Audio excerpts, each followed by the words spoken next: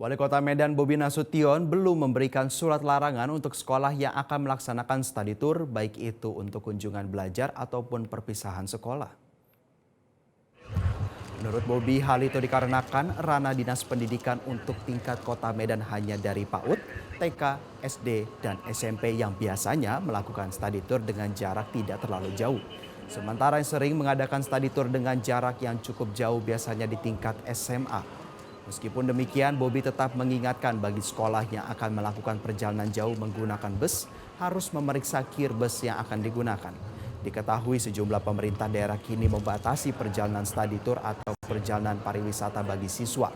Hal ini dilakukan usai kecelakaan maut bus yang bawa rombongan siswa SMK Linggar Kencana di Ciater, Subang, Jawa Barat.